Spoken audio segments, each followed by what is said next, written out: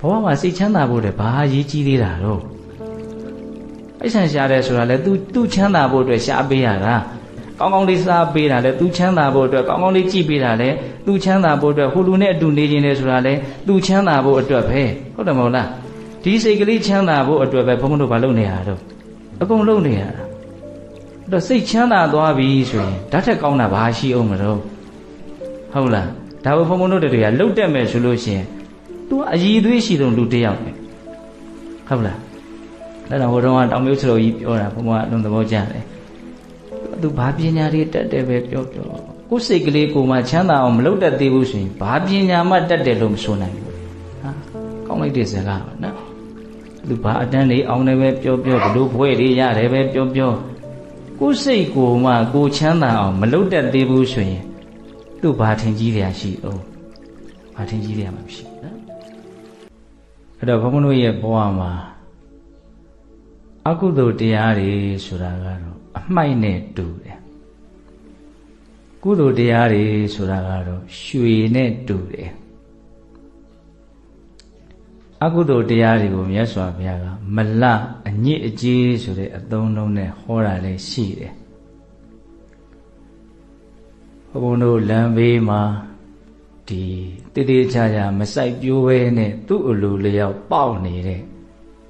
ဘာတန်ဖိုးမှမရှိတဲ့ပေါင်းမြက်ပင်တွေနဲ့လည်းတူတယ်လို့အကုသိုလ်တရားကိုအဲ့လိုဟောတယ်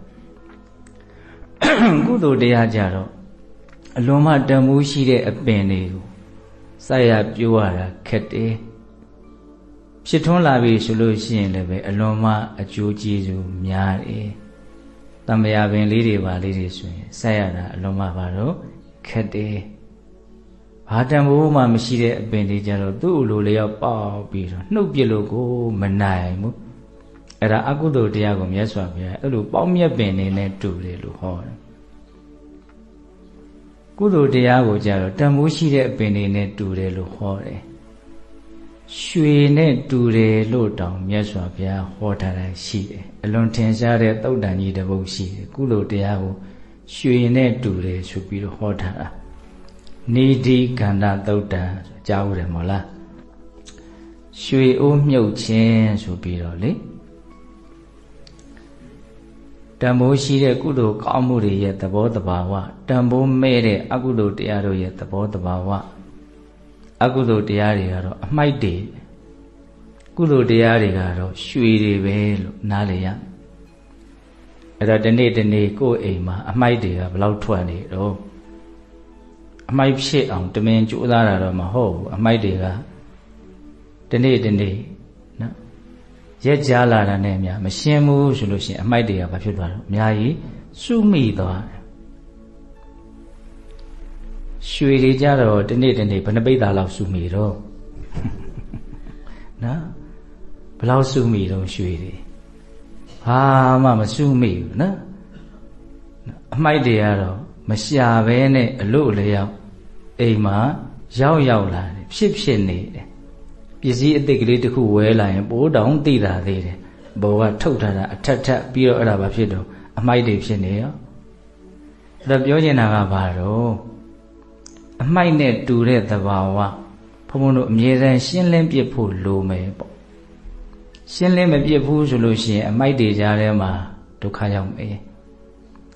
ရွှေနဲ့တူတဲ့သဘာဝကုသိုလ်တရားတွေကိုကြတော့ဘုန်းဘုန်းတို့တွေကခက်ခဲကြိုးစားပြီးတော့ရှာဖွေစုဆောင်းနိုင်မှုမလိုဘူးလားပိုင်ဆိုင်ပြီဆိုရင်သူကအားကိုးရမှာလေဟုတ်တယ်မဟုတ်လားဒါကြောင့်မြတ်စွာဘုရားကအလွန်မြင့်မားတဲ့ကုသိုလ်ကောင်းမှုတွေကုသိုလ်ဆိုတာကအလွန်မှကောင်းမွန်တဲ့စိတ်ကလေးတွေဖြစ်သွားတာကိုကုသိုလ်ရတယ်လို့ပြောတာပါအဲ့ဒီကုသိုလ်တရားတွေရဖို့ကောင်းတဲ့စိတ်ကလေးတွေဖြစ်ဖို့ဆိုတာအလွန်မှခဲယဉ်းတယ်ဘာနဲ့ဥပမာပေးပြီးတော့မြတ်စွာဘုရားဟောထားတယ်ဆိုတော့ရွှေကျင်နာနဲ့ဥပမာပေးပြီးတော့ဟောထားတယ်ဘုန်းဘုန်းတို့အင်္ဂုတ္တပါဠိတော်တိကနိပတ်ထဲမှာပန္တုဒေါဝကသုတ်တံဆိုတာရှိတယ်အဲ့ဒီပန္တုဒေါဝကသုတ်တံမှာမြတ်စွာဘုရားကယဟန်တို့တဲ့ရွှေရဲ့အညစ်အကြေးတွေကိုဖယ်ရှားပြီးတော့ရွှေကိုရအောင်ယူတဲ့လုပ်ငန်းရွှေကျင်တာအဲ့ဒါပထမအဆင့် ကြောက်စရစ်ခဲအကြီးတွေမြေချမ်းတွေတဲချမ်းတွေတချို့ဆိုအိုးချမ်းဘဲတွေတောင်ပါတယ်အကျန်းစားအညစ်အကြေးတွေကိုဘာလို့ပြစ်လိုက်ရတော့ရေနဲ့တခါတည်းဆေးကြောချလိုက်ရတာဒါနဲ့ပြီးပြီလားဆိုတော့ရွှေရပြီလားဆိုတော့မရသေးဘူးဒုတိယအလတ်စားအညစ်အကြေးတွေကြောက်စရစ်အလတ်စားလေးတွေတဲချမ်းလေးတွေရှိနေသေးတယ်အဲ့ဒါကိုလည်းဘာလို့ရမှာတော့ရေနဲ့တခါတည်းဆေးချလိုက်တယ်ရွှေရပြီလားဆိုတော့မရသေးဘူးတတိယအနှုစားအညစ်အကြေးတဲနုနုလေးတွေရှိတယ်မြူမဲမဲလေးတွေရှိတယ်ရွှေကျင်ဘူးတဲ့လူတွေဆိုရင်ပိုသိမယ်ပေါ့နော်အင်ဝိုင်းလေးနဲ့လှဲလိုက်တယ်ဆိုလို့ရှိရင်နောက်ဆုံးမြူမဲမဲလေးတွေတဲနုနုလေးတွေကျန်းနေအဲ့ဒီကြားထဲမှာရွှေလေးတွေကဟိုနာဝင်းဝင်းလက်လက်ဒီနာဝင်းဝင်းလက်လက်ရှိနေဟုတ်လားအဲ့ဒီတတိယမြောက်အနှုစားအညစ်အကြေးတွေကိုဖယ်လိုက်တော့မှရွှေကလေးကျန်အဲ့ဒီရှားပြီဆိုတဲ့ရွှေကလည်းပဲနှထောင်းတို့နဂတ်တို့ဆွဲကြိုးတို့လက်ကောက်တို့လှုပ်လို့ရပြီလားဆိုတော့မရသေးဘူးတဲ့သူ့ကိုအချိန်ချင်းအထက်ထက်လှော်တဲ့လုံထဲကိုထည့်ပြီးတော့မီးနဲ့အမျိုးမျိုးဘာလို့ရမလို့လှော်ရတယ်ချိန်ပန်များစွာအဲ့ဒါလိုမီးနဲ့လှော်မှဒီရွှေလေးကလက်ဝက်လက်စားပြုတ်လို့ရတဲ့အနေအထားကိုရောက်သွားတာတဲ့နူးညံ့သိမ်မွေးတဲ့လက်ဝက်လက်စားပြုတ်လို့ရတဲ့အခြေအနေကိုရောက်သွားတာမြတ်စွာဘုရားကစိတ်ရှိလက်ရှိဟောတာအမြင့်မားဆုံးစိတ်ရဲ့အည်အသွေးတွေကိုရဖို့အတွက်ဆိုရင်အဲ့ဒီရွှေကျင်တယ်လို့လုပ်ယူရတာတဲ့ဆိုတော့ကရွှေကျင်တဲ့ဥပမာမှာမြတ်စွာဘုရားကအညစ်အကြေးကို30ဟောတာနော်အကျဉ်းစားအညစ်အကြေးအလတ်စားအညစ်အကြေးအနှုတ်စားအညစ်အကြေးအဲ့ဒီအညစ်အကြေးတွေပြောင်းသွားလို့ရွှေကြီးကြံ့ပြီးဆိုရင်တောင်လက်ဝက်လက်စားလုပ်လို့မရသေးဘူးထပ်ပြီးတော့မလုပ်ရတော့နော်လှော်ရသေးတယ်အဲ့လိုပဲဘုန်းဘုန်းတို့ရဲ့စိတ်ထဲမှာလေ့ကျင့်မယ်ဆိုလို့ရှိရင်စိတ်ကအလွန်မှအစွမ်းထက်တဲ့အည်အသွေးတွေရှိတယ်တယောက်တည်းနဲ့အများကြီးဖြစ်အောင်ဖန်ဆင်းလို့ရတဲ့အစွမ်းစိတ်မှရှိတယ်ဟောမြေကြီးထဲမှာရွှေရှိတယ်ဒီစိတ်ထဲမှာလည်းပဲအစွမ်းတတ္တိတွေရှိတယ်သူတော်ရဲ့စိတ်ကိုသိနိုင်မြင်နိုင်တဲ့အစွမ်းတွေဘုန်းဘုန်းတို့စိတ်ထဲမှာရှိတယ်ဒါပေမဲ့မလေ့ကျင့်ပဲနဲ့အညစ်အကြေးကိုမဖယ်ဘဲနဲ့ရွှေကိုမရနိုင်တယ်လို့မလေ့ကျင့်ပဲနဲ့စိတ်ရဲ့အဲ့ဒီအစွမ်းကိုလည်းမရနိုင်ဘူးဒိဗ္ဗသောတာလို့ဆိုတဲ့အဝေးကြီးကပြောတဲ့စကားတိုးလေးပြောတဲ့အတန်ဒါကိုကြားနိုင်တဲ့အစွမ်းဒီစိတ်မှာရှိတယ်ဒိဗ္ဗစက္ခုလို့ဆိုတဲ့အဝေးကြီးမှာရှိနေတဲ့အစဉ်ဖုံးကွယ်ထားတဲ့နေရာမှာရှိနေတဲ့အစဉ်ကိုမြင်နိုင်တဲ့အစွမ်းတတ္တိဒီစိတ်မှာရှိတယ်ဟုတ်လားပြီးခဲ့တဲ့ဘဝတွေကိုပြန်လဲပြီးတော့အောက်မေ့အမှတ်ရနိုင်တဲ့အစွမ်းတွေဒီစိတ်မှာရှိတယ်ဒါပေမဲ့အညစ်အကြေးတွေကိုမဖယ်နိုင်တော့အဲ့ဒီအစွမ်းတတ္တိရဲ့အကျိုးကျေးဇူးကိုဘုန်းဘုန်းတို့မရရှိဘူးဟုတ်လား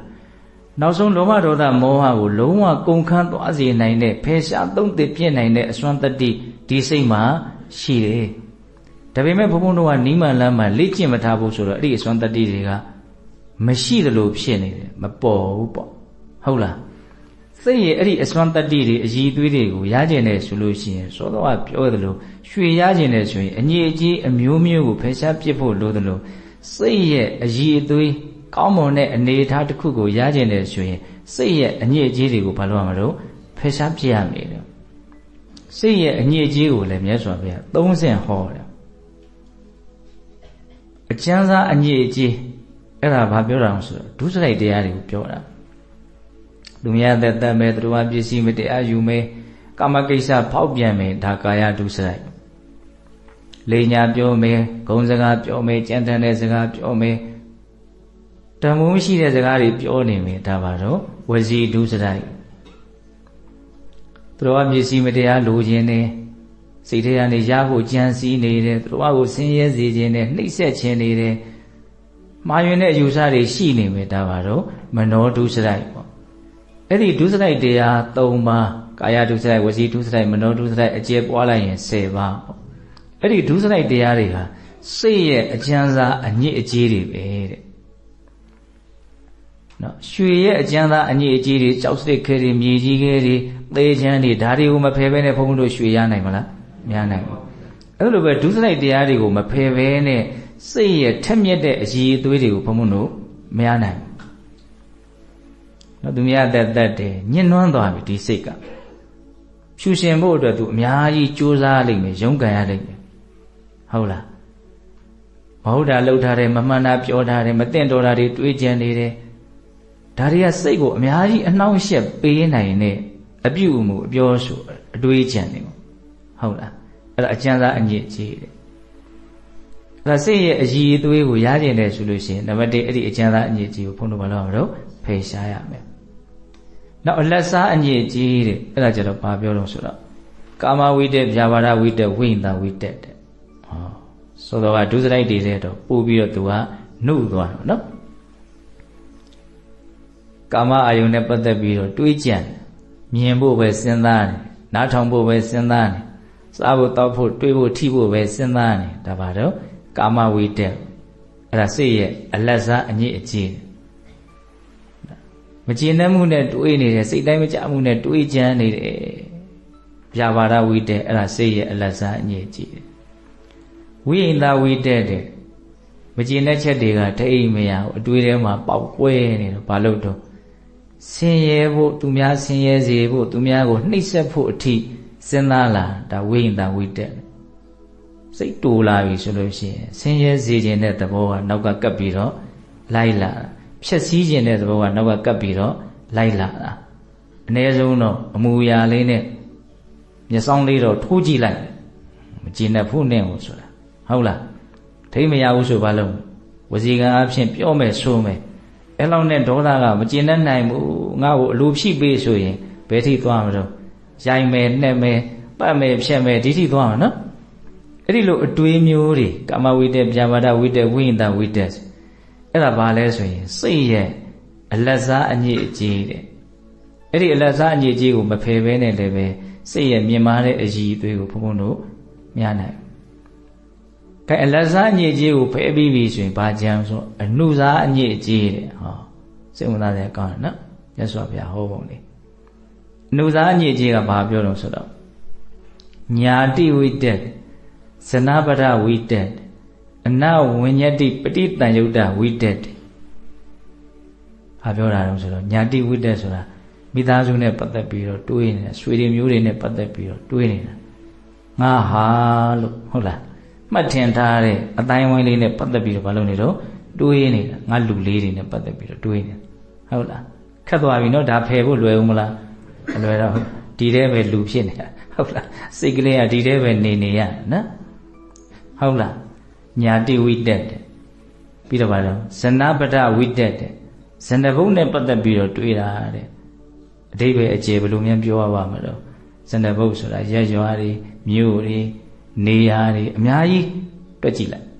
အဲ့ဒါတွေနဲ့ပတ်သက်ပြီးတော့ဘုန်းဘုန်းတို့တွေးနေကြတာတွေမရှိဘူးလားနော်အမျိုးမျိုးပေါ့လေဒီဇနပဒဝိတ္တရဲ့အဓိပ္ပာယ်ကတော့အများကြီးကျေပြတ်မယ်လို့ထင်ပါတယ်ကျော်ကြီးတို့ဉာဏ်ရှိတယ်ဟောကိုတွေးကြည့်ဟုတ်လား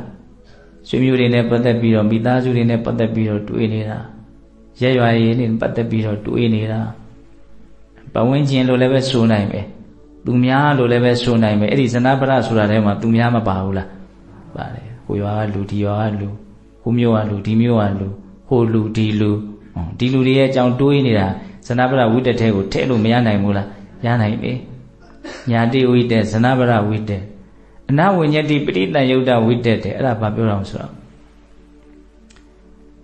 ကိုယ်သူများကအထင်မသေးစေလိုမှုနဲ့ဆက်ရှင်တဲ့အတွေ့တနည်းအားဖြင့်သူများကိုယ်လေးစားစေခြင်းနဲ့အထင်ကြီးစေခြင်းနာနဲ့ဆက်ရှင်တဲ့အတွေ့တဲ့ဒီအတွေ့ကခေါင်းထဲမှာအကြီးရှိတယ်လူရဝင်ခြင်းနဲ့ဟုတ်လားလူရဝင်ခြင်းနဲ့စိတ်မရှိဘူးလားရှိရနော်ကိုယ်သူများအထင်မသေးစေခြင်းမို့တမျိုးနားလဲအောင်ပြောမယ်ဆိုရင်အထင်မသေးစေခြင်းုံနဲ့စိတ်ကရက်မနေဘူးဘာလို့စေခြင်းသေးတော့အထင်ကြီးစေခြင်းသေးတယ်ဟုတ်တယ်နော်အဲ့ဒါလို့သူများအထင်မသေးစေဖို့သူများအထင်ကြီးဖို့အတွက်ဘုန်းဘုန်းတို့လောက်ကင်ပြောဆိုတွေးကြံနေကြရတာတွေအများကြီးမရှိဘူးလားရှိတယ် အဲ့ဒါဘာတွေတုံးလို့မေးလို့ရှိရင်အနုစာအညစ်အကြေးတဲ့ညာတိဝိတ္တဇနပရဝိတ္တအနဝိညတိပရိတယုတ်တဝိတ္တတဲ့ဟုတ်လားအဲ့ဒီအနုစာအညစ်အကြေးကိုဖယ်လိုက်တဲ့အခါမှာစိတ်မှာဘာကြံနေသေးလဲဆိုတော့တရားနဲ့ဆက်ရှင်နဲ့အတွေ့လေးဓမ္မဝိတ္တတော့ကြံနေသေးတယ်တဲ့ဟောဆိုတော့ကရွှေကျင်တဲ့ပုဂ္ဂိုလ်ဟာအကျဉ်းသားအညစ်အကြေးအလတ်စားအညစ်အကြေးအနုစားအညစ်အကြေးကိုဖယ်လိုက်တော့ဘာကြံတော့ရွှေကြံတယ်ဒါပေမဲ့အဲ့ဒီရွှေကအလုပ်ဖြစ်ပြီလားဆိုတော့မဖြစ်သေးဘူးအကျဉ်းချင်းအထက်ထက်လှော်ရအောင်မယ်မီးနဲ့တွေ့ပေးရအောင်မယ်မီးနဲ့ကစားပေးရအောင်မယ်ဟုတ်လားအဲ့ဒါလိုပဲအခုဘုံဘုံတို့ရဲ့အလတ်စားအကျဉ်းသားအလတ်စားအနုစားအညစ်အကြေးတွေကိုဖယ်လိုက်နိုင်ပြီဆိုရင်စိတ်ကမဖြစ်လာတော့အလွန်မှအည်အသွေးတွေရှိလာပြီဟုတ်လားဒါပေမဲ့ဘာတော့ကြံနေတော့ဓမ္မဝိတ္တကြံနေတယ်အဲ့ဒီအချိန်မှာဘာဝနာတရားတစ်မျိုးမျိုးနဲ့စိတ်ကိုလေ့ကျင့်မှများတဲ့ခါကျတော့ဒီစိတ်ကငြိမ်ဝတ်ဒါပေမဲ့လို့သူကလုံလဝရိယနဲ့ဒီဗျာပါဒစိုက်ထုတ်ပြီးတော့မှကိလေသာကိုနှိပ်ကွပ်ထားတဲ့သဘောဒါပေမဲ့အဲ့လိုလေ့ကျင့်ရင်နဲ့စိတ်ကဒီအလုံးမှာအလွန်ကျွမ်းကျင်သွားပြီးတော့နောက်ဆုံးဘာလုံလဝရိယမှမစိုက်ထုတ်เสียမလိုဘဲနဲ့ဘာဗျာပါဒမှအားစိုက်เสียမလိုဘဲနဲ့အလို့အလျောက်စိတ်ရဲ့တည်ငြိမ်ခြင်းငြိမ်ဝှက်ခြင်းဆိုတဲ့အခြေအနေတစ်မျိုးဟာလည်းရှိတယ်တဲ့မြတ်စွာဘုရားပြောပြပုံလေးအဲ့ဒါတွေကိုလက်တွေ့နားလည်နိုင်အောင်ယောဂီတို့ကြိုးစားကြည့်ပါနော်အစကနဦးကြိုးစားတော့ကတော့လုံလဝရိယနဲ့ဗျာပါဒစိုက်ထုတ်ပြီးတော့စိတ်ကိုငြိမ်ဝှက်အောင်ဘာလို့ရတော့ကြိုးစားစိတ်ကလေးငြိမ်နေအောင်ကြိုးစားယူနေရတယ်ကြိုးစားပါများလာတဲ့ခါကျတော့နောက်ကျတော့ဘလို့ဖြစ်သွားတော့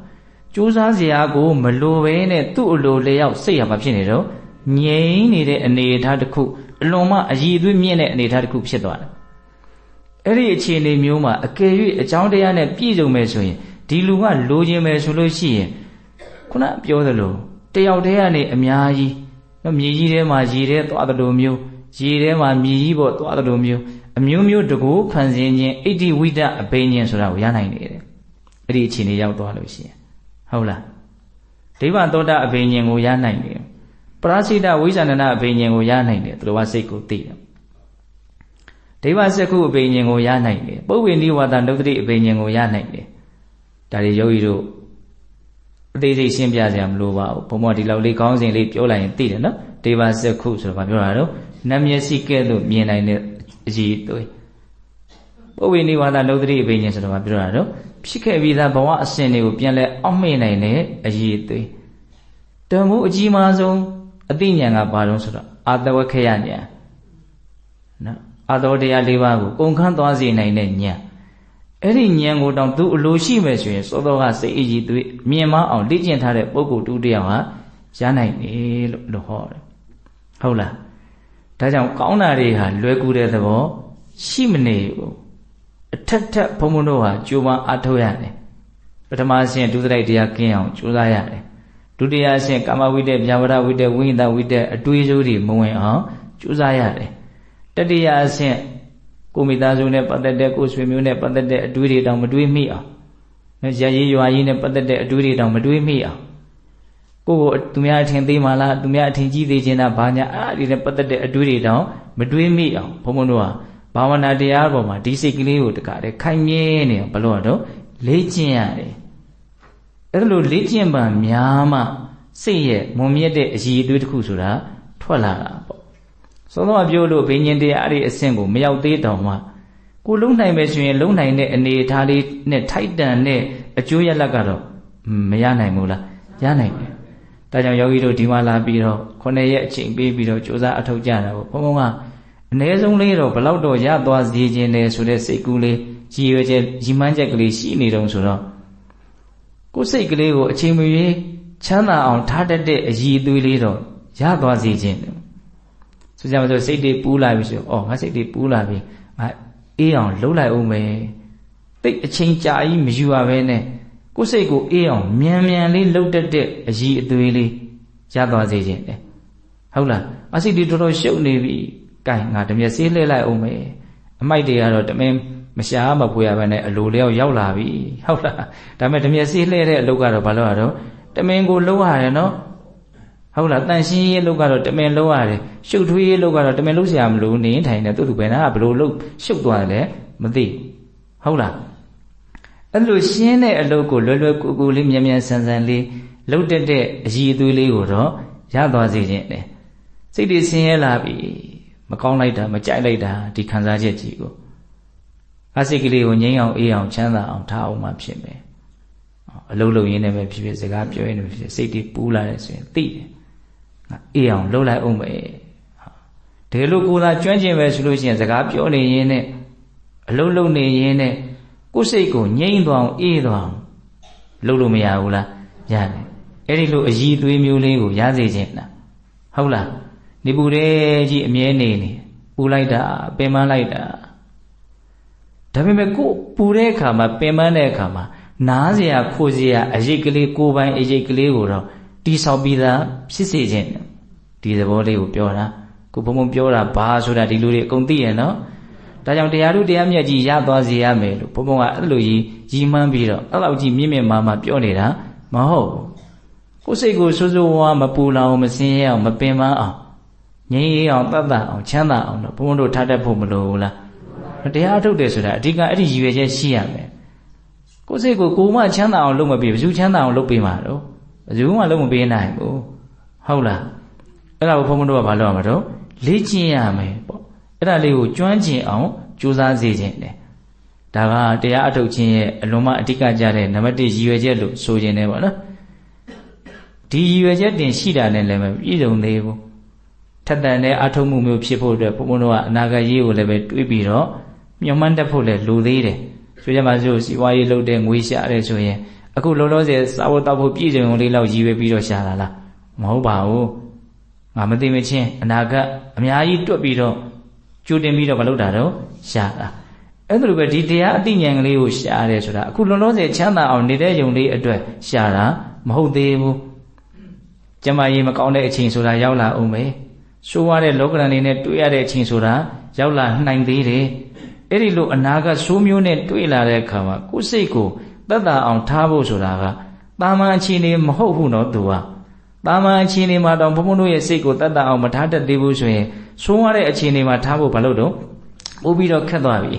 ခုကျမကြီးကောင်းတဲ့အချိန်မှာတော့စိတ်တွေဆင်းရဲနေတယ်ဆိုလို့ရှိရင်ကျမကြီးမကောင်းတဲ့အချိန်မှာဘလို့နေပဲတော့ပိုဆင်းရဲလိမ့်မယ်ဒီစိတ်ဆင်းရဲတွေကလည်းပြောင်းမသွားဘူးကျမကြီးမကောင်းလို့ဆင်းရဲတာတွေကလည်းပို့ပြီးတော့တိုးလာအောင်ပဲပို့ပြီးတော့ဆိုးတာကဘုံဘုံတို့ရဲ့နောက်ဆုံးအချိန်သိရတော့မယ့်အနေအထားတစ်ခုဒါလည်းသိကြပေါက်တွေ့ရမယ့်အခြေအနေတစ်ခုအဲ့ဒီအခြေအနေဟာ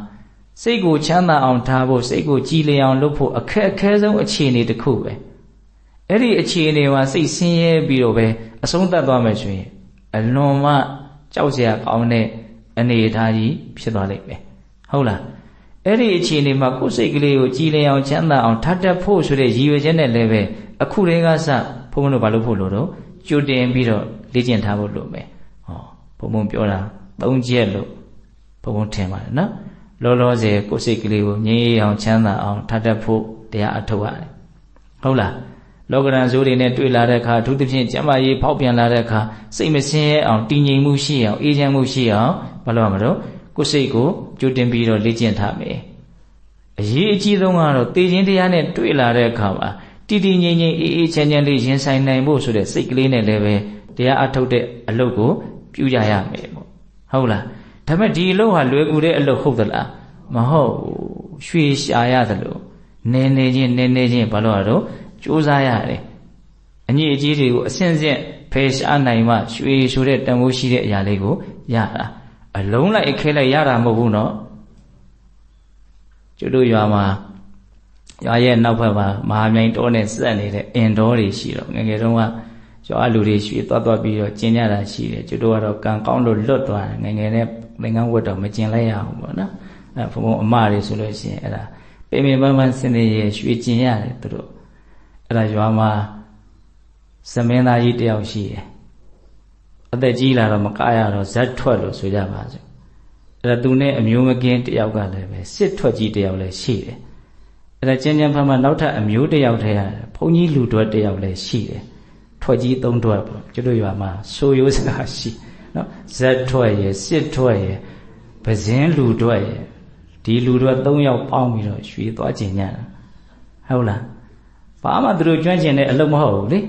ဒါရွှေကျင်တော့ရွှေရဖေးမှာတော့ဟိုမှာခေါင်းသားတချို့ဆိုလို့ရှိရင်ခေါင်းသားပေါက်တယ်ခေါ်တယ်မြည်တယ်အနစ်ကြီးကျွင်းကြီးတူရွှေကြောတွေ့ပြီဆိုတော့အဲ့ဒီကြောတိုင်အောက်ကကြွက်တွေဖောက်တယ်လို့ဖောက်ကြတာပါနော်အဲ့ဒါကျတို့ငငယ်ရဆိုရင်တခုခုကောင်းတာတွေ့ပြီဆိုရင်ဟာကြောတွေ့ပြီဒီအသုံးလုံးကျတို့စီမှာရှိကြောတွေ့ပြီဘာတော့ဆိုတော့ရွှေကြောကိုပြောတာအဲ့လိုပြောရင်လည်းဘာတော့ခုနကထွက်ကြီး3ထွက်ဟုတ်လားနော်ရွှေသွားပြီးတော့ကျင်ကြတာဘယ်မှာတော့ရွှေရရွှေရမြန်ပဲရမှာတော့အမုံအမွှားချင်းစွတ်ရတာအဲ့တော့စစ်ထွက်ကြီးကစိတ်တူပြီးတော့ပြောတယ်ဒီလိုမှသိရင်ငါမလာဘူးငါကနနွင်းတက်လို့ဂျင်းတွက်လို့ရမလားဆိုတော့ဟုတ်လားရွှေကိုနနွင်းတက်လို့ဂျင်းတက်လို့ရရင်ဟုတ်လားအခဲကြီးတွေရရင်တော့ယောဂီတို့ကလည်းပဲတရားလာအထုတာအလုံးလိုက်ခဲလိုက်တခါတည်းတရားလူတရားမြတ်တွေရမယ်ဆိုပြီးတော့လောဘတွေကြီးလို့လည်းပဲမရဘူးနော်ရွှေကျင်ရတယ်ဆိုတာဘယ်လိုတော့နည်းနည်းချင်းလေး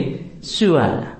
ဟုတ်လားရွှေလေးကိုပါတော့ပြသားနဲ့ဖမ်းဟုတ်လားနည်းနည်းချင်းလေးတဆန်ကျိုးတို့ဟုတ်လားဒီနေ့တော့ဆန်စည်းတစ်စည်းရတယ်တော့ဒါကျုပ်ကရောက်ဘူးလို့မဟုတ်သူတို့ပြောတာတွေမှတ်မိဟုတ်လားအဲ့တော့ပြောရင်တာကဘာတော့ဆိုတော့ဒီကောင်းတဲ့စိတ်ကလေးဖြစ်အောင်လုပ်တာချမ်းသာတဲ့စိတ်ကလေးဖြစ်အောင်လုပ်တာကြည်လင်တဲ့စိတ်ကလေးဖြစ်အောင်လုပ်တာလွယ်ကူတဲ့အလုပ်မဟုတ်ဘူးဘဝမှာသူကတန်ဖိုးအကြီးဆုံးအရာဖြစ်တဲ့အတွက်ကြောင့်သူ့ဖြစ်အောင်လုပ်ရတာလည်းပဲအခက်အခဲဆုံးဆိုတာတဘာဝကြတယ်ရွှေတွေငွေတွေတဲ့တန်ဖိုးရှိရနော်ကြည်လင်တဲ့စိတ်ကလေးအေးချမ်းတဲ့စိတ်ကလေးဖြစ်အောင်လုပ်တတ်တဲ့အရည်အသွေးကဟုတ်တယ်မဟုတ်လားဘဝမှာစိတ်ချမ်းသာဖို့တည်းဘာအရေးကြီးသေးတာတော့ပိုက်ဆံရှာတယ်ဆိုတာလေသူချမ်းသာဖို့အတွက်ရှာပေးရတာကောင်းကောင်းလေးစားပေးတာလေသူချမ်းသာဖို့အတွက်ကောင်းကောင်းလေးကြည့်ပေးတာလေသူချမ်းသာဖို့အတွက်ဟိုလူနဲ့အတူနေခြင်းလေဆိုတာလေသူချမ်းသာဖို့အတွက်ပဲဟုတ်တယ်မဟုတ်လားဒီစိတ်ကလေးချမ်းသာဖို့အတွက်ပဲဘုန်းဘုန်းတို့ဘာလုပ်နေရတော့အကုန်လုပ်နေရတာအဲ့တော့စိတ်ချမ်းသာသွားပြီဆိုရင်ဓာတ်ထက်ကောင်းတာဘာရှိအောင်မလို့ဟုတ်လားဒါဘုန်းဘုန်းတို့တွေကလှုပ်တက်မယ်ဆိုလို့ရှိရင်သူကအရည်သွေးရှိဆုံးလူတစ်ယောက်ပဲဟုတ်လားအဲ့တော့ဟိုတုန်းကတောင်မျိုးစတော်ကြီးပြောတာဘုန်းဘုန်းကအလုံးသဘောကျတယ်သူဘာပညာတွေတက်တယ်ပဲပြောကိုယ်စိတ်ကလေးကိုမှချမ်းသာအောင်မလုပ်တတ်သေးဘူးဆိုရင်ဘာပညာမှတက်တယ်လို့မဆိုနိုင်ဘူးလေဟာကောင်းလိုက်တဲ့စကားပါနော်သူဘာအတန်းတွေအောင်တယ်ပဲပြောဘလို့ဘွဲတွေရတယ်ပဲပြောကိုယ်စိတ်ကိုမှကိုချမ်းသာအောင်မလုပ်တတ်သေးဘူးဆိုရင်သူဘာထင်ကြီးရရှိတော့ဘာထင်ကြီးရမှာမရှိနော်ဒါကြောင့်တရားအထုတ်တယ်ဆိုတာလူရင်းပြောရရင်ကိုယ်စိတ်ကိုချမ်းသာအောင်ထားတတ်ဖို့အတွက်ဘုန်းဘုန်းတို့လေ့ကျင့်တာနိမလမ်းမှကြိုးစားတာအဲ့ဒါစိတ်တွေမချမ်းသာသေးဘူးစိတ်တွေပူးနေတယ်ဆိုရင်အဲ့ဒါကိုမကျွမ်းကျင်သေးဘူးငါမဟုတ်သေးဘူးငါလိုသေးတယ်ငါလောက်ရအောင်မဲလို့ဘုန်းဘုန်းတို့အဲ့လိုတွေးဖို့မလိုဘူးလားလိုတယ်နော်အဲ့တော့ဒီနေရာမှာဒီတုတ်တန်လေးတွေကိုဘလို့ရည်ရွယ်ချက်နဲ့ဘုန်းဘုန်းကဒီစကားတွေကိုပြောနေတာတော့ဆိုတော့ယုံကြည်မှုတရားတွေကိုမြင့်တင်ဖို့လုပ်မယ်ကြိုးစားအထုံးမှုဝိရိယတရားတွေကိုမြင့်တင်ဖို့လုပ်မယ်ကိုလူကျင်တဲ့အရာကအကောင်းဆုံးတန်ဖိုးအရှိဆုံးအရာဖြစ်တဲ့အတွက်ကြောင့်တော်ယုံတန်ယုံလောက်နဲ့တော့မရနိုင်ဘူးဆိုတဲ့အမြင်မှန်ကလေးနဲ့ဘုန်းဘုန်းတို့ရဲ့ဒီမြင်မာတဲ့သဘာဝတွေကိုဘာလို့ဖို့လို့မလို့မြင့်တင်ဖို့လုပ်မယ်ပေါ့သီလတွေလည်းပို့ပြီးတော့ဖြူစင်အောင်လုပ်မယ်နော်တမာတိရတဲ့အလုပ်တွေကိုလည်းပို့ပြီးတော့ကြိုးစားအထုတ်ပဲဉာဏ်ပညာကိုဖြစ်ထွန်းစေတဲ့အလုပ်တွေကိုလည်းပို့ပြီးတော့လုပ်မယ်ဟဲ့လို့ယုံကြည်မှုတရားကြိုးစားအထုတ်မှုဝိရိယတရားတွေကိုမြင့်တင်စေခြင်းလို့ဒီအကြောင်းအရာလေးတွေကိုပြောနေတာဟုတ်လားဒါကြောင့်မြတ်စွာဘုရားကလည်းပဲဒီလိုမျိုးစိတ်အလွန်ဖြူစင်တဲ့ကောင်းမွန်တဲ့အနေအထားလေးတွေကိုရပြီးတော့အသိဉာဏ်ပွင့်လင်းသွားတဲ့အနေအထားမျိုးလေးတွေဆိုတာဖြစ်ဖို့အလွန်ခဲယဉ်းနေတရားကိုသိပြီးတော့တကယ်ငြိမ်းအေးသွားတဲ့ချမ်းသာတဲ့စိတ်ရှိတဲ့လူတွေဆိုတာလောကမှာရဖို့အလွန်ခဲယဉ်းနေအဲ့လိုဟောတာခါတပါမြတ်စွာဘုရားဝေသာလိပြည်မဟာဝုံတော်မှာဆောက်တာကြောင်းကြီးမှာသတင်းသုံးနေတဲ့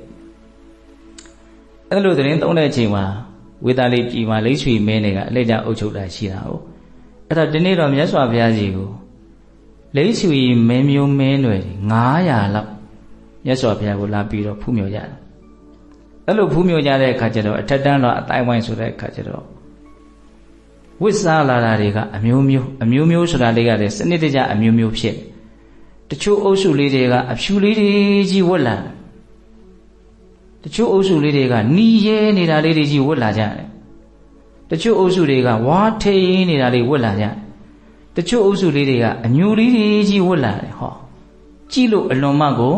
တင့်တယ်ပေါ့မင်းသားကြီးဟုတ်လားအဲ့ဒါလို့အယောင်အသွေးစုံပုံစံတူလေးတွေကြီးဝတ်လာပြီးတော့မြတ်စွာဘုရားကိုဖူးမြော်ရတာဒါပေမဲ့အဲ့လောက်ကြည့်ကောင်းတဲ့ပရိသတ်ထဲမှာမြတ်စွာဘုရားရဲ့အယောင်ဆင်းရသူတို့အားလုံးကိုလွှမ်းမိုးပြီးတော့တာလွန်နေတယ်ပိုးပြီးတော့တင့်တယ်တဲ့နော်အဲ့ဒီချိန်မှာအဲ့ဒီပရိသတ်ထဲမှာပိန်ကိယာနီလို့ဆိုတဲ့ပုံသားတစ်ယောက်ပါတယ်အဲ့ဒီပိန်ကိယာနီပုံသားက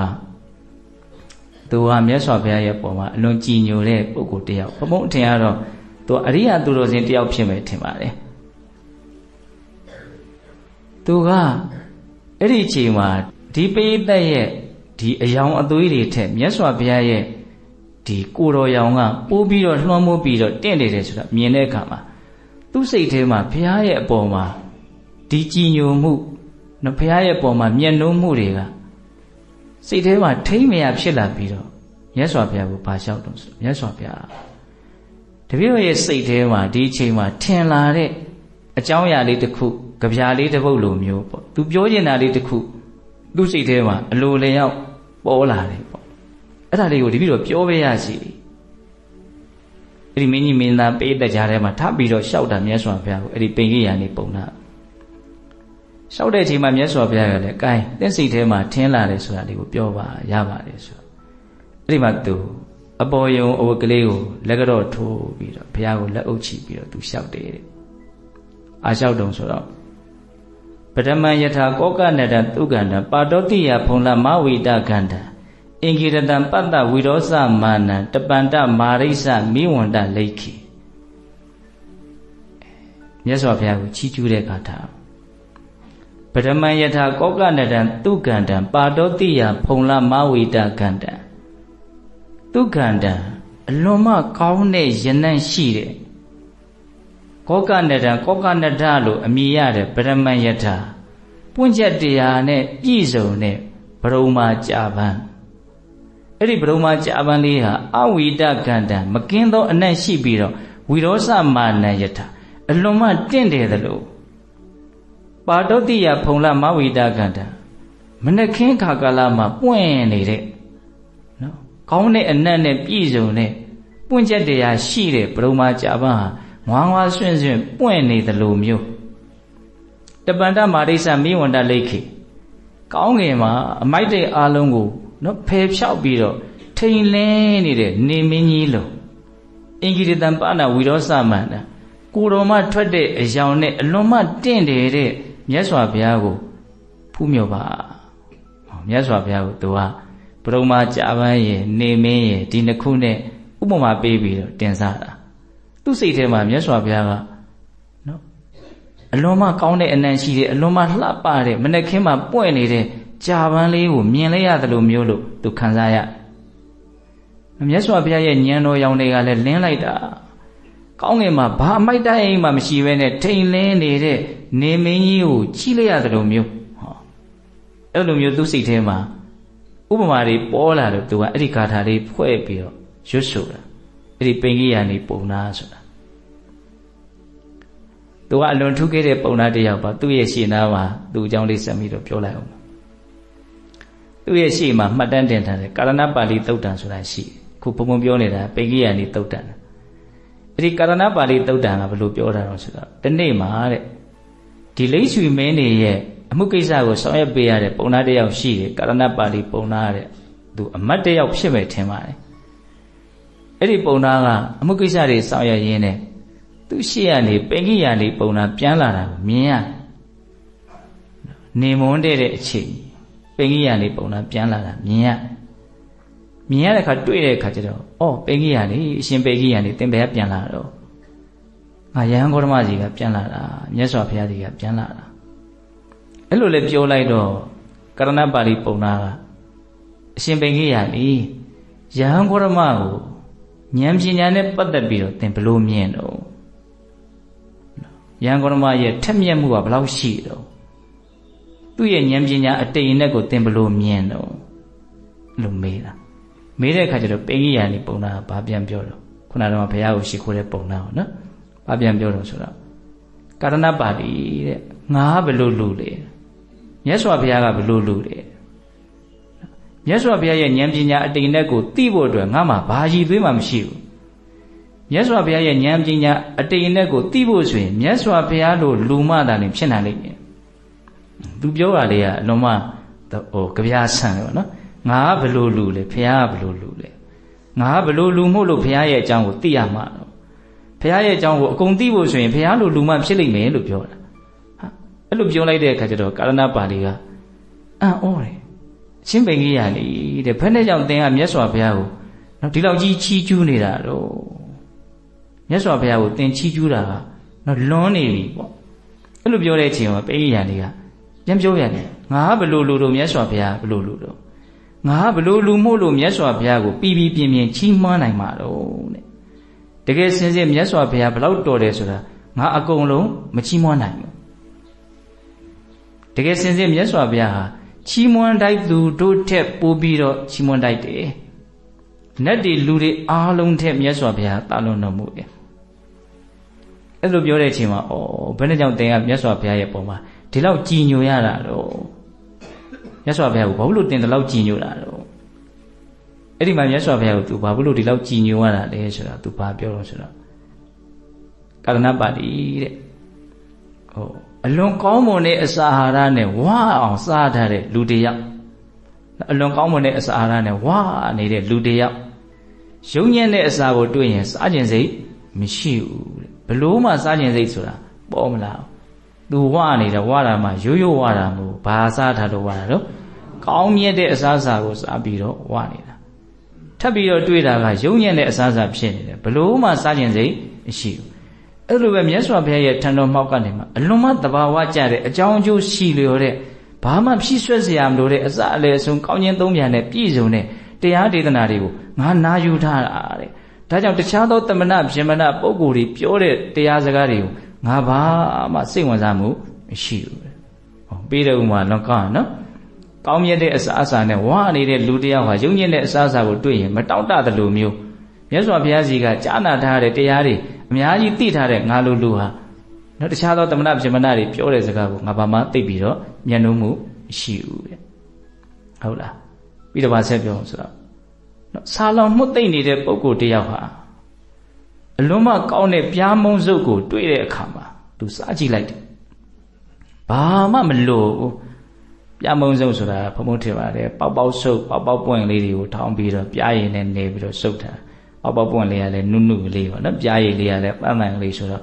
နော်စားနေတဲ့လူတယောက်ကစားမယ်ဆိုလို့ရှိရင်ဘလို့လေးပဲကြိုက်စားလိုက်စားလိုက်တိုင်းဘာဖြစ်နေတော့အရသာတွေ့တယ်အဲ့လိုပဲမြတ်စွာဘုရားကြီးကတရားစကားကိုကြားရပြီဆိုရင်ဘယ်နာလေးကပဲကြားကြားအစပဲကြားကြားအလေကပဲကြားကြားအဆုံးမှပဲကြားကြားငါရဲ့စိတ်ထဲမှာအားရတယ်ရောင်ရဲသွားတယ်ဆိုတာမရှိဘူးတဲ့အလွန်မှကောင်းတယ်ဒါကြောင့်သူမြတ်စွာဘုရားကိုကြည်ညိုတာလူတယောက်ဟာတဲ့စန္ဒကူးနေတုံးကိုပဲဖြစ်စေစန္ဒကူးရွှေတုံးကိုပဲဖြစ်စေစန္ဒကူးတုံးတစ်ခုကိုရလာတယ်အဲ့ဒီရလာတဲ့စန္ဒကူးတုံးလေးကိုအရင်ကပဲနန်းနန်းအဖျားပဲနန်းနန်းအလေကပဲနန်းနန်းကြိုက်တဲ့နေရာကနန်းဘယ်နာကပဲနန်းနန်းကောင်းမြတ်တဲ့ရနန်းကိုရတယ်လို့မျိုးမြတ်စွာဘုရားရဲ့တရားစကားကိုဘယ်အခြေအနေလေးကပဲနားထောင်လိုက်ကြည်လိုက်လေ့လာလိုက်ကိုယ့်ရဲ့စိတ်ထဲမှာကျင့်တတ်မှုနှစ်သက်မှုကိုရတယ်မြတ်စွာဘုရားရဲ့တရားတွေကအဲ့လိုအည်သွေးရှိတယ်ဒါကြောင့်ငါမြတ်စွာဘုရားကိုကြည်ညိုတာမကျမ်းမာတဲ့လူတယောက်အလွန်ကောင်းတဲ့ဆေးဆရာနဲ့တွေ့အလွန်ကောင်းတဲ့ဆေးဝါးဓာတ်စာတွေစားတဲ့အခါမှာယောဂပျောက်သွားတယ်လို့မျိုးမြတ်စွာဘုရားရဲ့တရားကိုသူနားလဲရတယ်ကြားလဲရတဲ့အခါမှာသူ့ရဲ့စိတ်ထဲမှာပူလောင်ပင်မအောင်နှိမ့်ဆက်နေတဲ့နော်လောဘဒေါသမောဟဆိုတဲ့ယောဂတွေကဘာဖြစ်သွားလဲပျောက်သွားတယ်ဒါကြောင့်မြတ်စွာဘုရားကိုသူအလွန်ကြည်ညိုတယ်ဥမာ၅မျိုးပြောတယ်နောက်တစ်မျိုးကြံနေနေဘူးနဲ့နှိမ့်ဆက်အောက်ကလည်းမြေကြီးကပူလိုက်တာအဲ့ဒါရိခါတို့ကိုထမ်းပြီးတော့ဝန်းထဲကလည်းရေကစားလာပြီအပေါ်ကလည်းပဲပူးလောင်နေတယ်အဲ့ဒီလိုအနေအထားမျိုးမှာအရေးကောင်းတဲ့နေရာမှာနော်ကြည်လင်တဲ့အေးချမ်းတဲ့ဖြူစင်တန့်ရှင်းတဲ့ရေနဲ့ပြည့်နေတဲ့ကြာမျိုး၅ပါးပေါက်နေတဲ့ရေကန်ကိုတွေ့ပြီဆိုကြပါကြဘာလို့မလဲ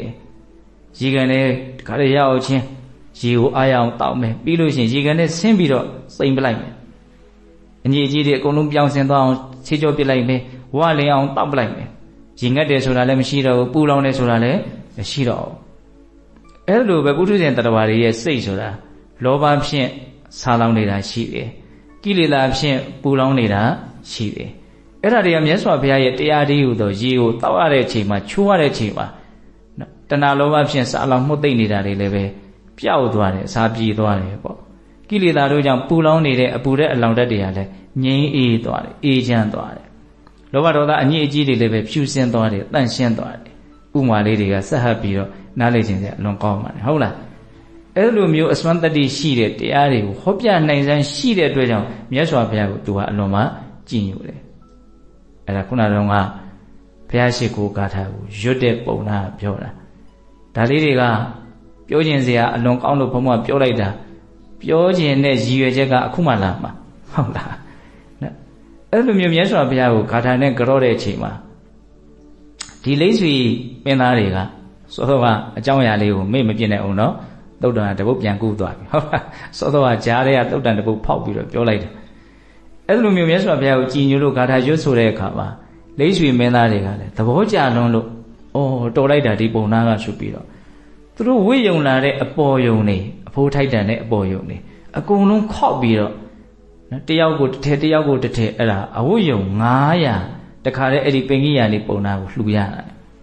လှူတဲ့အခါပင်ကြီးရနေပုံနာအဲ့ဒီအဝတ်ထည်တဲ့အကုန်လုံးမြတ်စွာဘုရားကိုလှူတယ်တဲ့အဲ့ဒါလို့လှူဒန်းပြီးတဲ့အချိန်မှာမြတ်စွာဘုရားကအဲ့ဒီလိမ့်ရွှေမင်းသားတွေကိုဗာတရားဟောတော့ဆိုတော့မင်းသားတို့တဲ့လောကမှာရနိုင်ခဲ့တဲ့တရား5မျိုးရှိတယ်ရနိုင်ခဲ့တဲ့အရာ5မျိုးပေါ့နော်ဒါကဘာနဲ့ဆက်ဆက်ပြောတာဆိုတော့စောစောကဘုံဘုံပြောတယ်လေအသိဉာဏ်ကလေးရပြီးတော့စိတ်ကလေးငြိမ်းအေးသွားတဲ့အနေအထားမျိုးလေးဆိုတာလွယ်လွယ်ကူကူရနိုင်တာမဟုတ်ဘူးခဲရင်တရားကိုသိဖို့ဆိုတာလွယ်တဲ့ကိစ္စမဟုတ်ဘူးအဲ့ဒါနဲ့ပတ်သက်ပြီးတော့ရွှေကျင်နာဥမာပေးပြီးတော့ဘုံဘုံတို့အများကြီးပြောခဲ့တယ်နော်အခုအဲ့ဒီဒေသနာနဲ့ဆက်ဆက်ပြီးတော့တွေးဖို့ဒီရနိုင်ခဲ့တဲ့အရာ5မျိုးဆိုတာကိုပြောတာနံပါတ်1ရနိုင်ခဲ့တဲ့အရာကဘာလဲဆိုတော့အလုံးစုံကိုသိတော်မူမြင်တော်မူတဲ့ကိလေသာခတ်သိမ်းငြိမ်းတော်မူတဲ့မြတ်စွာဘုရားဆိုတာလောကမှာအလွန်မှရခဲ့တယ်ရနိုင်ခဲ့တယ်တဲ့ဘုရားတဆူပွင့်ဖို့ဆိုတာလွယ်တဲ့ကိစ္စမဟုတ်ဘူးเนาะအဲ့လိုမြတ်စွာဘုရားဆိုတာလောကမှာရနိုင်ခဲ့တယ်လို့ဒုတိယရနိုင်ခဲ့တဲ့အရာကဘာလို့ဆိုတော့မြတ်စွာဘုရားဟောပြတဲ့ဓမ္မဝိနည်းလို့ဆိုတဲ့ဒီတရားဒေသနာတွေကို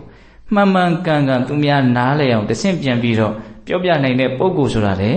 ရနိုင်ခဲ့တဲ့သူလည်းရနိုင်ခဲ့တဲ့အမျိုးတွေတဲကဒုတိယအမျိုးပေါ့ဟုတ်လားနောက်တတိယဘာပြောတော့ဆိုတော့အဲ့လိုဓမ္မဝိနည်းကိုဟောတဲ့အချိန်မှာမှန်မှန်ကန်ကန်ပြောတဲ့အချိန်မှာနားထောင်ကြတဲ့ပုဂ္ဂိုလ်တွေအဲ့ဒီနားထောင်ကြတဲ့ပုဂ္ဂိုလ်တွေထဲမှာမှန်မှန်ကန်ကန်သိတဲ့နားလေတဲ့ပုဂ္ဂိုလ်ဆိုတာလေ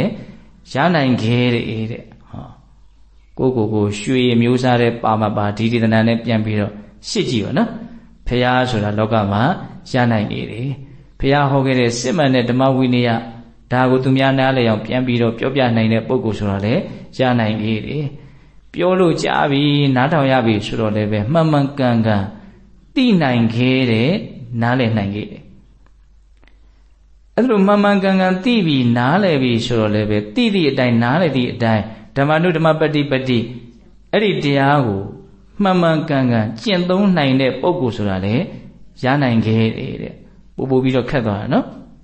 ဟုတ်လားရနိုင်ခဲ့ခြင်းကြီးဘယ်နှမျိုးရှိပြီတော့4မျိုးနောက်ဆုံးရနိုင်ခဲ့ခြင်းကြတော့သူကခွဲထွက်သွားတယ်ဗျ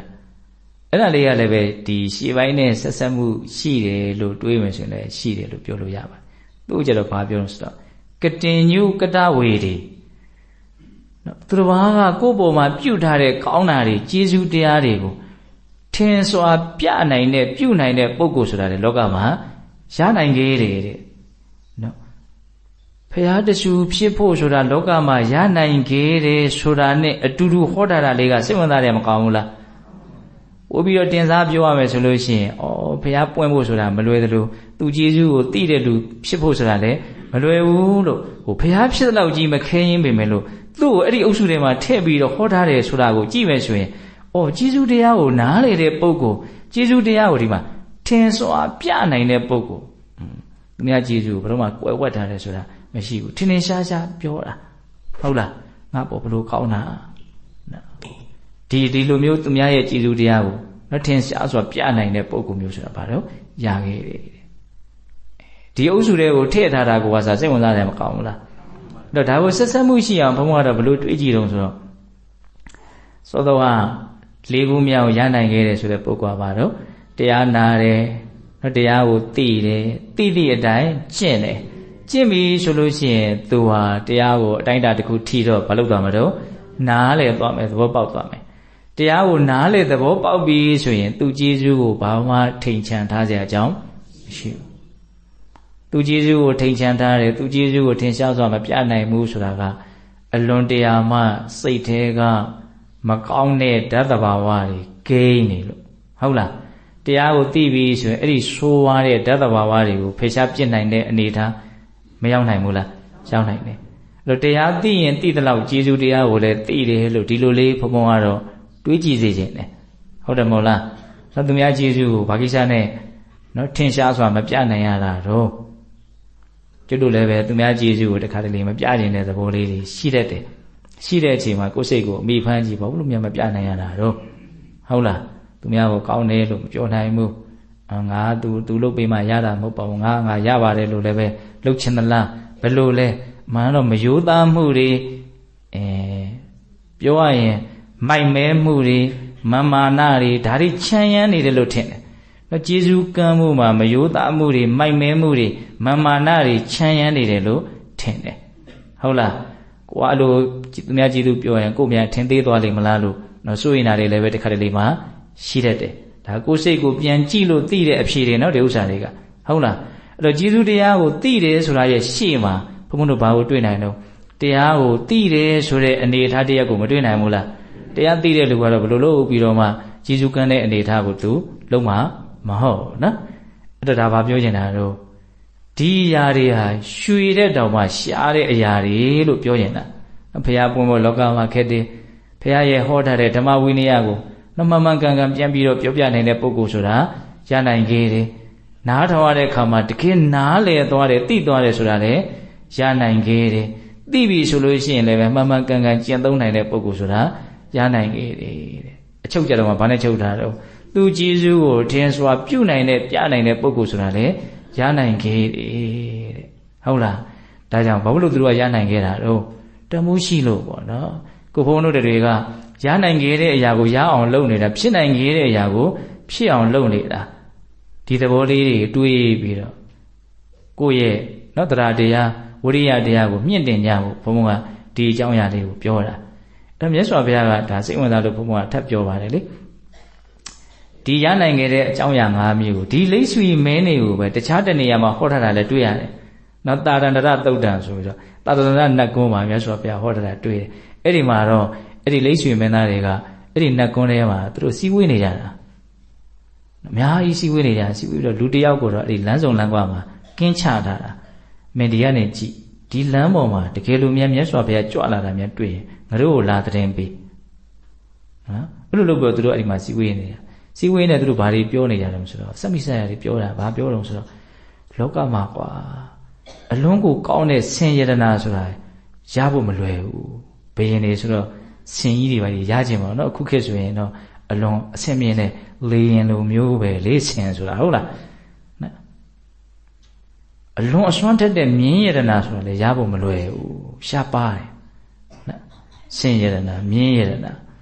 အလွန်ကောင်းတဲ့ကြောက်မြက်လည်းရဖို့မလွယ်ဘူးနော်ဥစ္စာပစ္စည်းပေါ့နော်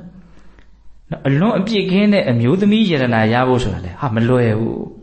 ဟုတ်လားအလွန်မှရှားဖွေမှုအားကောင်းတဲ့အတိတ်ကံကောင်းတဲ့တထေးတယောက်တထေးယတနာရဖို့လည်းပဲမလွယ်ဘူးမဲသူတို့ကလည်းပဲရဖို့မလွယ်တာကိုဘယ်နှမျိုးတောင်သူတို့ကလည်းတွေးထားတာဟာသူတို့ရဲ့ရှားဖွေတွေ့ရှိမှုကြီးကိုနော်ဟုတ်လားရှင်ယတနာမြင်းယတနာပရမယတနာမိမယတနာတထေးယတနာအဲ့ဒီပြောတယ်အဲ့လိုပြောတော့မှမဆုံးခင်ဟိုမှာကင်းချထားတဲ့လူကရောက်လာတယ်အရှင်တို့မြတ်စွာဘုရားကြွလာတယ်ဟာမြတ်စွာဘုရားကြွလာဆိုကုံပြပြတယ်လေမြတ်စွာဘုရားအတွက်နေရာတွေပါခင်းပြီးတော့မြတ်စွာဘုရားကိုကြိုဆိုကြတယ်အဲ့မြတ်စွာဘုရားကြွလာပြီးတော့ခင်းထားတဲ့နေရာမှာထိုင်ပြီးတော့မင်းသားတို့ငါမလာခင်မှာဘ ဘာတွေပြောနေကြတာတော့မလိမ်မှုသူတို့ကလည်းဟုတ်လားရသော်ဗျာဒီလိုရနိုင်ခဲ့တဲ့အရာတွေပြောနေတာ5မျိုးတောင်ရှိသွားပြီပေါ့အဲ့တော့ရသော်ဗျာဘာပြောဆိုကာမမှာပြောနေကြတယ်ကာမထဲမှာနစ်နေကြတယ်ကနစ်နေကြတဲ့လူတွေကကာမနဲ့ဆက်ဆက်တဲ့စကားကိုပြောတာအဆမ်းပါဘူးတဲ့ဟုတ်လားနော်ပြောပုံလေးကနော်အရာရာမှတ်သားစရာကြီးပဲဟုတ်လားကာမတော်ထဲမှာနေပြီးတော့ကာမနဲ့ပြောနေတဲ့လူတွေပြောတဲ့စကားဘာစကားပဲဖြစ်မှာတော့ကာမနဲ့ဆက်ဆက်တဲ့စကားပဲဖြစ်မှာပါတဲ့တကယ်စစ်စစ်အဲ့ဒါတွေကရနိုင်ခဲ့တဲ့အရာတွေမဟုတ်ပါဘူးတဲ့ရလွယ်ပါလေလောကမှာတကယ်ရနိုင်ခဲ့တဲ့အရာဆိုတာခုနကတော့ပြောတယ်5မျိုးအဲ့ဒီမှာလဲဟောတယ်မြတ်စွာဘုရားရနိုင်ခဲ့တယ်သူတော်ကောင်းတရားကိုမှန်မှန်ကန်ကန်ပြောပြနိုင်တဲ့ပုဂ္ဂိုလ်ဆိုတာလေရနိုင်ခဲ့တယ်နားထောင်ရတဲ့အခါမှာနားလည်မှုရသွားတယ်သိသွားတယ်ဆိုတဲ့ပုဂ္ဂိုလ်ဟာလည်းရနိုင်ခဲ့တယ်သိပြီဆိုရင်လည်းပဲတကယ်ကျင့်သုံးနိုင်တဲ့ပုဂ္ဂိုလ်ဆိုတာရနိုင်ခဲ့တယ်သူကျေးဇူးကိုထင်စွာပြနိုင်တဲ့ပုဂ္ဂိုလ်ဆိုတာလေရနိုင်ခဲ့တယ်တဲ့ကျေးဇူးတရားကိုသိတယ်ဆိုတာတကယ်တမ်းကနူးညံ့တဲ့သဘောသိမ်မွေ့တဲ့သဘောကိုခံစားရတယ်တော့သူများကျေးဇူးလေးကိုမြန်ပြောလိုက်ရပြလိုက်ရတကယ်တမ်းကစိတ်ထဲမှာအလွန်မှချမ်းသာပါတယ်တော့ကိလေသာတွေကပိတ်ဆို့ထားလို့သာလူတွေကမပြောနိုင်ကြတာမပြနိုင်ကြတာငါပုံမင်းဘလို့ကောင်းတာတွေးရတာနဲ့ကိုပဲစိတ်ထဲမှာပါတော့နူးညံ့တဲ့ခံစားချက်ပေါ့ကျေးဇူးသိတဲ့သဘောလဲဘုံဘုံတို့မှာဖြစ်ဖူးတယ်သူများကျေးဇူးကိုဖုံးထားခြင်းတဲ့သဘောလဲပုထုသင်တဘာဝဖြစ်ဖူးတယ်သူများကျေးဇူးဖုံးထားတဲ့အနေအထားမျိုးဟာစိတ်ကိုပါတော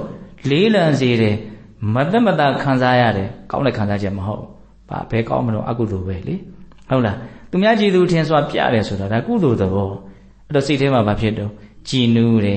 ်ပေါ့ပါတယ်တတ်တာတယ်နူးညံ့တယ်သိမ်မွေ့တယ်ပြောရရင်စိတ်ခံစားချက်ဟာအဆင့်မြင့်တယ်ကောင်းတယ်ဟုတ်လားဒါတွေဟာတရားမသိဘဲနဲ့သူများကျေးဇူးတရားကိုဖော်ပြဖို့ဆိုတာလေအလွယ်တသေးဘူးပေါ့ဟုတ်လာ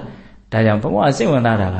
ရှေ့လေးပါးနဲ့နောက်ဆုံးတစ်ပါးကလည်းဘာမှမဆိုင်တယ်လို့ကြီးလို့စိတ်ထဲကထင်တယ်ဒါပေမဲ့မဆိုင်တယ်လို့ကြီးတော့လေမဟုတ်ပြန်ဘူးနော်မိုက်မဲလွန်းတဲ့ပုံကိုယ်တွေကျေးဇူးကမ်းကြတာပဲလေ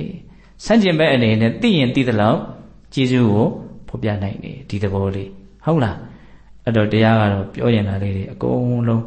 စီသင်ထားတာလေးတွေတော့စုံသွားပြီနော်တဏှာကြီးလည်းထိုးတော့မယ်ချောင်းကလည်းမစိုးဘူးခဏနေရင်စိုးရင်စိုးလာမှာအဲ့တော့ရုပ်ပြဆင်းပြမဖြစ်ခင်ဆုံးတတ်ရအောင်ဟုတ်လားနော်ဒီနေ့ပြောတဲ့တရားဘုံဘတ်သူခေါင်းစဉ်လေးတောင်တတ်ထားတယ်ရွှေလိုလူတဲ့ဟုတ်လားရွှေလိုလူဖြစ်ဖို့ဆိုတာလွယ်ပါမလားမလွယ်ဘူးဆိုတာဘာလို့မလွယ်တာတော့တန်ဖိုးရှိလို့ပေါ့နော်ခက်တယ်ဆိုတာတန်ဖိုးရှိတဲ့အလုပ်တွေကခက်တာပဲဟုတ်လားအဲ့တော့ဘုန်းတို့ပြောရတဲ့စကားလေးတွေအကုန်လုံးပြန်ပြီးတော့အနှစ်ချုပ်ကြည့်မယ်နော်လောကမှာအကုသိုလ်တရားတွေကအမိုက်တွေနဲ့တူတယ်နော်ကုသိုလ်တရားတွေကတော့ရွှေတွေနဲ့တူတယ်အမိုက်တွေကတော့တမင်စုဆောင်းစရာမလိုအလိုလျောက်ပဲကနေဘလို့လုပ်ပြီးတော့ရောက်လာပြီးတော့ဘလို့ရှုပ်နေတယ်မသိဘူးတန်ရှင်းရေးကလာတမင်တကာလောက်ရတာရွှေလိုတန်မိုးရှိတဲ့ကုသိုလ်ကိုရခြင်းနဲ့ဆိုတော့ဘုန်းတို့တွေကခက်ခက်ဘာလို့ရမလို့ကြိုးစားပြီးတော့ရှာဖွေရလိမ့်မယ်ရှာဖွေပုံရှာဖွေနည်းကိုမြတ်စွာဘုရားရွှေကျင်တန်တဲ့ဥမာပေးပြီးတော့ဟောတယ်နော်ပန္တုဒေါကသုတ်တဲ့ဟုတ်လားအကျဉ်းစားအညစ်အကြေးအလတ်စားအညစ်အကြေးအနုစားအညစ်အကြေးပြန်မပြောတော့ဘူးနော်အဲ့ဒီအညစ်အကြေးတွေဖယ်လိုက်မယ်ဆိုရင်တော့ဓမ္မဝိတက်တရားနဲ့ပတ်သက်တဲ့အတွေ့အလေးတော့ကျန်နေသေးတယ်အဲ့ဒါဘာဝနာတရားတစ်မျိုးမျိုးနဲ့ကိုယ့်ရဲ့စိတ်ကိုကြိမ်ဖန်များစွာလေ့ကျင့်မယ်ဆိုတော့မှစိတ်ဟာနောက်ဆုံးကြတော့အလွန်မှနော်ဝရိယမစိုက်เสียမလိုပဲနဲ့တောင်စိတ်ဟာအလို့လျောက်နော်ကိလေသာရဲ့လက်ကလွတ်ပြီးတော့ငြိမ်အေးနေတဲ့အနေအထားကိုရောက်တယ်ပေါ့အဲ့ဒီလိုအနေအထားမျိုးကိုရောက်ပြီဆိုရင်ဒီပုဂ္ဂိုလ်အလိုရှိတယ်ဆိုရင်သူ့မှာအကြောင်းတရားလည်းပြည့်စုံတယ်ဆိုလို့ရှိရင်သောတော်ကပြောရတာအဘိညာဉ်ဘယ်နှမျိုးလုံး6မျိုးဟုတ်လားဣတိဝိဒ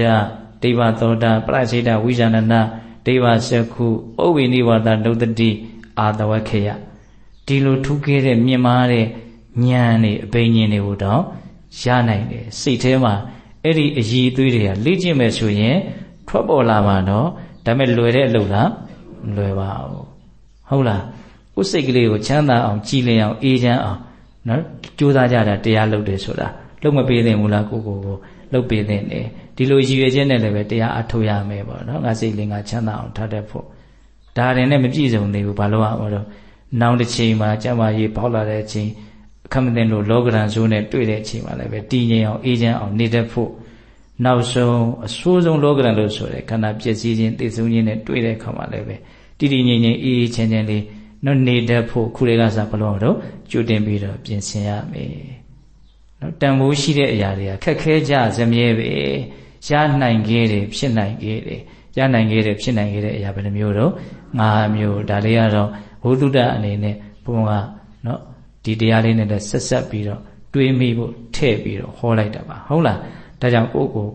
တန်ဖိုးရှိတဲ့လူတယောက်ရွှေလိုလူတယောက်ဖြစ်အောင်နော်ခက်ခဲကြိုးစားရတယ်ဆိုတော့လည်းပဲနော်တရားတရားဝိရိယတရားမြင်မာစွာထားပြီးတော့ကြိုးစားအထောက်နိုင်ကြတဲ့သူတော်ကောင်းတွေဖြစ်ကြပါစေလို့ဘုန်းဘုန်းတို့ဆန္ဒပြုပြီးတော့